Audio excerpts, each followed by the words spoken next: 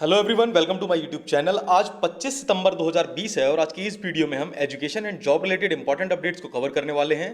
तो आप लास्ट तक वीडियो पर बने रहें जिससे एक भी इंपॉर्टेंट अपडेट्स आपसे मिस ना हो। तो आइए देख लेते हैं।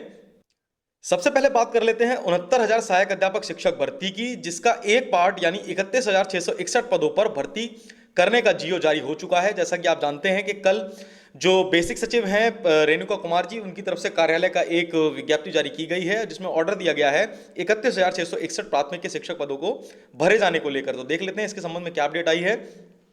बेसिक शिक्षा परिषद द्वारा संचालित प्राथमिक विद्यालयों में सहायक शिक्षकों के 31,661 पदों पर नियुक्ति प्रक्रिया शुरू करने का शासनादेश गुरुवार को जारी कर दिया गया है। ये नियुक्तियां सुप्रीम कोर्ट में विचाराधीन विशेष अनुज्ञा याचिकाओं यानी एसएलपी में पारित होने वाले अंतिम निर्णय के अधीन कराई जाएगी। अपर मुख्य सचिव बेसिक शिक्षा रेणुका कुमार की ओर से जारी आदेश में कहा गया है कि शासन ने सुप्रीम कोर्ट के 21 मई 2020 व 9 जून 2020 के आदेश के अनुसार सहायक अध्यापकों के 69,000 रिक्त पदों के सापेक्ष शिक्षा मित्रों के लिए 37,339 पदों को छोड़ते हुए शेष 31,661 पदों पर भर्ती की प्रक्रिया पूर्व घोषित परिणाम के आधार पर पूर्ण करने का निर्णय लिया है। अपर मुख्य सचिव ने महानिदेशक स्कूल शिक्षा एवं सचिव बेसिक शिक्षा विभाग से कहा है कि वे हाईकोर्ट इलाहाबाद और लखनऊ खंडपीठ में तत्काल कैविएट दाखिल करें, क्योंकि नियुक्ति प्रक्रिया को चुनौती भी दी जा सकती है।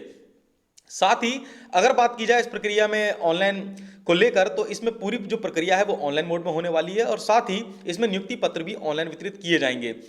तो और सबसे बड़ा जो इसमें डाउट ये है कि इस भर्ती प्रक्रिया की सूची जो है वह आरक्षण के किस नियमों के अनुसार बनाई जाएगी, इसको लेकर असमंजस की स्थिति है और स्टूडेंट पहले से मन बना कर बैठे हैं कि सूची जारी होगी तो उस पर कोर्ट केस किया जाएगा। ऐसे में जो विभाग है उसने कैविएट दाखिल करने का आदेश जारी कर दिया है, जिससे सबसे पहले सरकार का पक्ष सुना जाए और यह भर्ती सकुशल संपन्न कराई जा सके।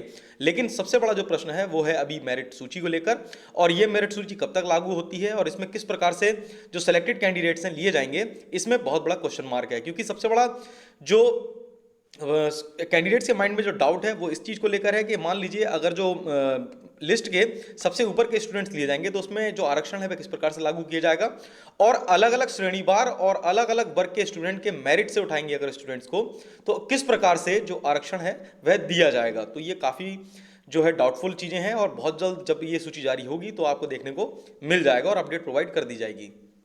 नेक्स्ट अपडेट है नई शिक्षा नीति 2020 को लेकर। और नई शिक्षा नीति 2020 जब से लागू हुई है तो राज्यों में शिक्षकों के पद भरे जाने को लेकर काफी मांग तेज हो गई है और इसी के तहत यहां दे रखा है कि नई शिक्षा नीति 2020 के तहत राज्यों को भरने होंगे शिक्षकों के खाली पद। और जैसा कि आपको पता है कि लगभग प्रत्येक प्रदेश में लाखों की संख्या में अभी पद खाली हैं। जैसे एग्जाम्पल के तौर पर अगर हम देखें तो बिहार में लगभग 2,75,000 पद, उत्तर प्रदेश में 2,17,000 पद, झारखंड में 95,000 और ऐसे ही अन्य राज्यों में लाखों की संख्या में पद खाली हैं जो कि भरे जाने हैं। तो यहां दे रखा है राष्ट्रीय शिक्षा नीति के अमल में जुटे राज्यों को सरकारी स्कूलों में शिक्षकों के खाली पड़े पदों को भी भरना होगा। योजना की शुरुआत में ही इस लक्ष्य को हासिल करने की सिफारिश की गई है। हालांकि राज्यों के लिए यह एक कठिन लक्ष्य है। इसके बावजूद इस नीति में शिक्षकों के खाली पदों को समयबद्ध तरीके से जल्द भरने पर जोर दिया गया है। राष्ट्रीय शिक्षा नीति को तेजी से आगे बढ़ाने में जुटा शिक्षा मंत्रालय भी इस पर पूरी तैयारियां करे हुए है। फिलहाल राज्यों में शिक्षकों के खाली पदों का ब्यौरा जुटाया गया है। तो आपको एक बहुत बड़ी भर्ती देखने को मिल सकती है उत्तर प्रदेश, बिहार तथा अन्य राज्यों में, जो कि शिक्षकों की भर्ती होने वाली है और उम्मीद की जाती है कि ये भर्तियां जल्द से जल्द पूरी करा ली जाएं। नेक्स्ट अपडेट भी है 69,000 सहायक अध्यापक शिक्षक भर्ती को लेकर। जैसा कि आपको पता है कि कल दिल्ली यानी पिछड़ा वर्ग आयोग में मीटिंग थी और इसमें तलब किया गया था बेसिक शिक्षा विभाग के अधिकारियों को, और यहां पर जो पिछड़ा वर्ग आयोग है उसने काफी सख्त रुख अपनाया है और लगभग 2 से 3 बार मीटिंग्स हो चुकी हैं, सुनवाई हो चुकी हैं, लेकिन जो बेसिक शिक्षा विभाग के अधिकारी हैं वे अपनी आदत से मजबूर हैं और कोई भी ठोस कार्यवाही और ठोस जवाब पिछड़ा वर्ग आयोग को नहीं देते हैं, जिस कारण जो ओबीसी आयोग है उसने अपना सख्त रुख अपनाया है और इस पर एक सप्ताह के समय का अल्टीमेटम दिया है। तो यहां दे रखा है 69,000 सहायक अध्यापक शिक्षक भर्ती को लेकर राष्ट्रीय पिछड़ा वर्ग आयोग में गुरुवार को सुनवाई हुई। इसमें बेसिक शिक्षा विभाग के अधिकारी गुरुवार को राष्ट्रीय पिछड़ा वर्ग आयोग में 69,000 सहायक अध्यापक शिक्षक भर्ती की शैक्षिक वर्गवार गुणांक सहित मूल चयन सूची उपलब्ध नहीं करा पाए। वहीं दूसरी तरफ आयोग में अधिकारी यह भी नहीं बता पाए कि यह भर्ती प्रदेश स्तर की है या जिला स्तर की। आयोग ने बेसिक शिक्षा विभाग के अधिकारियों से स्पष्ट रूप से कहा कि 69,000 सहायक अध्यापक शिक्षक भर्ती में किस प्रकार से ओबीसी अभ्यर्थियों को 27% आरक्षण दिया गया है और किस प्रकार एमआरसी लगाई गई है, साथ ही ओवरलैपिंग के नियमों का पालन किया गया है, इसका एक हलफनामा प्रस्तुत कीजिए। आयोग ने स्पष्ट कहा कि 7 जुलाई से पूरी 69,000 भर्ती पर रोक है। यदि भर्ती हुई तो आयोग की तरफ से अधिकारियों के खिलाफ संवैधानिक कार्रवाई होगी और दंड भी दिया जाएगा। राष्ट्रीय पिछड़ा वर्ग आयोग ने अधिकारियों की बात को स्वीकार करते हुए सरकार को समय देते हुए अगली तारीख 1 अक्टूबर लगा दी है। सरकार की तरफ से आयोग में पक्ष रखने वालों में संयुक्त शिक्षा निदेशक गणेश कुमार, बेसिक शिक्षा सचिव पीएस बघेल और परीक्षा नियामक प्राधिकारी अनिल भूषण चतुर्वेदी उपस्थित थे। आयोग में अन्य पिछड़ा वर्ग की तरफ से शिकायतकर्ताओं के रूप में मनोज प्रजापति व अन्य मौजूद थे। तो ये मामला है राष्ट्रीय पिछड़ा वर्ग आयोग का, जहां पर 69,000 सहायक अध्यापक शिक्षक भर्ती का मामला अभी तक लंबित है और इसमें एमआरसी और ओबीसी के आरक्षण को लेकर यह मामला अभी तक क्लियर नहीं हो पाया है और अधिकारी सिर्फ और सिर्फ हीला हवाली कर रहे हैं। उम्मीद की जाती है कि जल्द से जल्द पिछड़ा वर्ग आयोग का यह मामला निस्तारित हो, जिससे 69,000 सहायक अध्यापक शिक्षक भर्ती जल्द से जल्द आगे बढ़ सके और जितने भी स्टूडेंट्स हैं जो मानसिक प्रताड़ित हो रहे हैं उनकी मानसिक प्रताड़ना खत्म हो सके। नेक्स्ट बहुत ही इंपॉर्टेंट अपडेट है लेखपाल भर्तियों को लेकर, और जैसा कि आपको पता है लगभग 7,500 पद भरे जाने हैं जो कि राजस्व विभाग में है। तो इसके लिए एक बदली व्यवस्था लागू की जाएगी और पहली बार राज्य स्तर पर एक साथ लेखपालों को चयन होगा और इसकी मेरिट लिस्ट बनाई जाएगी। जैसा कि आपको पता है लेखपाल की भर्ती यूपी ट्रिपल एससी कराने जा रहा है और इसमें इस बार फिर से कुछ ना कुछ बदलाव देखने को आपको मिल सकते हैं। तो यहां दे रखा है प्रदेश में पहली बार राजस्व लेखपालों की चयन की कार्यवाही राज्य स्तरीय व्यवस्था में करने की तैयारी है। इस प्रक्रिया से कई तरह की विसंगतियां बढ़ने की आशंका है। प्रदेश में राजस्व लेखपालों के 7,000 से अधिक पद रिक्त हैं। लेखपाल समूह का के ग्रेड पे 2,000 के कर्मी हैं और इनका काडर जिला स्तर का है। पिछली बार लेखपालों की भर्ती परीक्षा राजस्व परिषद के स्तर से कराई गई थी। भर्ती में इंटरव्यू की व्यवस्था थी। परिषद ने काडर जिला स्तर का होने की वजह से लिखित परीक्षा में चयनित अभ्यर्थियों की जिलेवार सूची तैयार कर चयन से जुड़ी कार्यवाही के लिए जिलों को भेज दी थी। जिलाधिकारियों की अध्यक्षता वाली कमेटी ने इंटरव्यू किया और चयनित अभ्यर्थियों की नियुक्ति प्राधिकारी के रूप में उप जिलाधिकारियों से नियुक्ति दी थी। प्रदेश में पहली बार लेखपालों की भर्ती अधीनस्थ सेवा चयन आयोग से कराने की कार्यवाही शुरू की जा चुकी है। परिषद ने भर्ती प्रस्ताव आयोग को भेज दिया है। आयोग राज्य स्तर पर भर्ती कार्यवाही करता है और चयन की पूरी प्रक्रिया आयोग के स्तर से संपन्न होगी।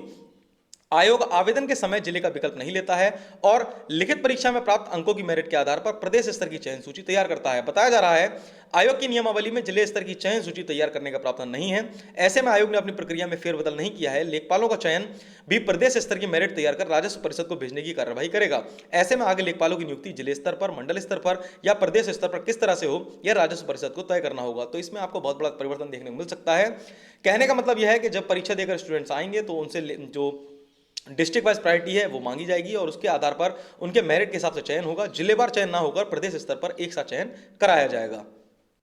नेक्स्ट अपडेट है 68,500 सहायक अध्यापक शिक्षक भर्ती को लेकर, जिस पर कोर्ट काफी सख्त हो गई है और बेसिक शिक्षा निदेशक को वारंट जारी कर तलब करने की चेतावनी दी है। तो ये मामला है 68,500 जो सहायक अध्यापक शिक्षक भर्ती का है। यहां दे रखा है 68,500 सहायक अध्यापक शिक्षक भर्ती में सफल अभ्यर्थी को कोर्ट के आदेश के बावजूद काउंसलिंग में ना बुलाने पर हाईकोर्ट ने नाराजगी जताई है। कोर्ट ने बेसिक शिक्षा निदेशक को चेतावनी दी है कि यदि अगली सुनवाई तक आदेश का पालन नहीं होता है तो अदालत निदेशक के खिलाफ जमानती वारंट जारी कर उसको तलब करेगी। नेहा परवीन की याचिका पर सुनवाई कर रहे न्यायमूर्ति अश्विनी कुमार मिश्रा ने यह आदेश दिया। याचिका की सुनवाई 14 अक्टूबर को होगी। इससे पूर्व कोर्ट के आदेश पर याची को 1 अंक दिया गया, जिससे वह चयन सूची में शामिल हो गई। कोर्ट ने याची को काउंसलिंग के लिए बुलाने और सफल होने पर परिणाम घोषित करने के लिए कहा था। साथ ही आदेश का पालन करने अथवा ऐसा न करने के कारण बताने का निर्देश दिया था। इस आदेश का पालन नहीं किया गया तो कोर्ट में याचिका दाखिल की गई। हाईकोर्ट ने 19 अगस्त को आदेश के पालन में एक और मौका दिया था। ऐसा ना करने पर निदेशक को हाजिर होने का निर्देश दिया गया। इस आदेश के बावजूद ना तो याची की काउंसलिंग कराई गई और ना ही निदेशक कोर्ट में हाजिर हुए। उनकी ओर से कोई हलफनामा दाखिल कर जवाब भी नहीं दिया गया। इस स्थिति पर नाराजगी जताते हुए कोर्ट ने निदेशक को आदेश के पालन का एक और मौका देते हुए कहा है कि अभी तक आदेश का पालन नहीं हुआ तो निदेशक को हाजिर करने के लिए अदालत जमानती वारंट जारी करेगा। तो आप देख सकते हैं ये उत्तर प्रदेश के योग्य अधिकारी हैं जो अपनी मनमानी करते हैं, जो कि ना तो मुख्यमंत्री का आदेश मानते हैं और ना ही कोर्ट के आदेश का इन पर कोई प्रभाव पड़ता है। और यही कारण है कि इनकी गलतियां और खामी की वजह से भर्तियां सालों साल लंबित पड़ी रहती हैं। तो इसमें आगे देखना होगा कोर्ट इसमें क्या निर्णय लेता है। नेक्स्ट अपडेट है आगामी भर्तियों को लेकर। जैसा कि आपको पता है कि अभी हाल ही में मुख्यमंत्री महोदय की अध्यक्षता में एक मीटिंग आयोजित की गई थी, जिसमें विभिन्न विभागों के अध्यक्षों को बुलाया गया था और आगामी भर्तियों के बारे में विस्तार से चर्चा की गई थी। तो इस संबंध में यहां दे रखा है 560 भर्ती के प्रस्तावों को विभाग ने वापस कर दिया है और इसमें नए सिरे से आरक्षण के लिए संशोधन की मांग की गई है। तो यहां दे रखा है मुख्यमंत्री योगी आदित्यनाथ के भर्तियों में तेजी लाने के निर्देश के बाद अधीनस्थ सेवा चयन आयोग ने इससे संबंधित कार्यवाही को आगे बढ़ाने का फैसला किया है।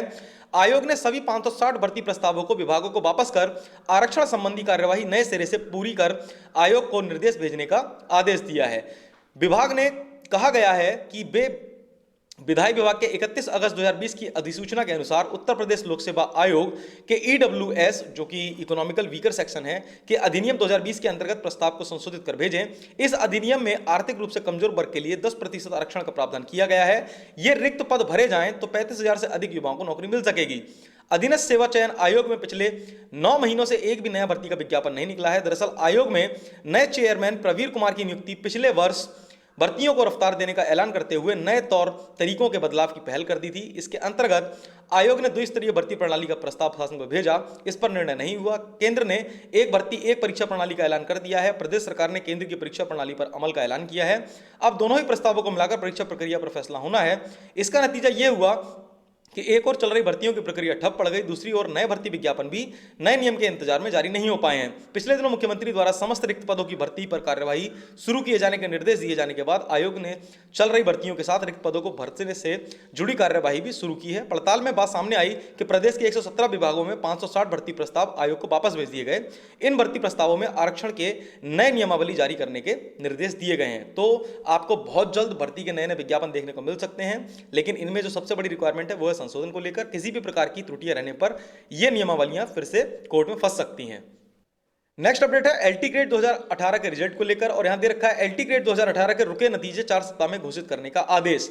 तो यह मामला इलाहाबाद हाईकोर्ट के आदेश का। इलाहाबाद हाईकोर्ट ने उत्तर प्रदेश लोक सेवा आयोग को एलटी ग्रेड शिक्षक भर्ती परीक्षा 2018 के हिंदी व सामाजिक विज्ञान का रिजल्ट 4 सप्ताह में घोषित करने का आदेश दिया है। यह आदेश न्यायमूर्ति अश्विनी कुमार मिश्र ने धीरेन्द्र प्रताप सिंह व अन्य की याचिका पर दिया है। कोर्ट ने याचियों को आदेश की प्रति आयोग के समक्ष प्रस्तुत करने व आयोग परिणाम घोषित करने का आदेश दिया है। आयोग के अधिवक्ता ने कोर्ट को बताया कि भर्ती परीक्षा को लेकर तमाम तरह के आरोप लगे थे, उसकी जांच के लिए एसआईटी गठित की गई थी। अब एसआईटी ने अपनी रिपोर्ट दे दी है।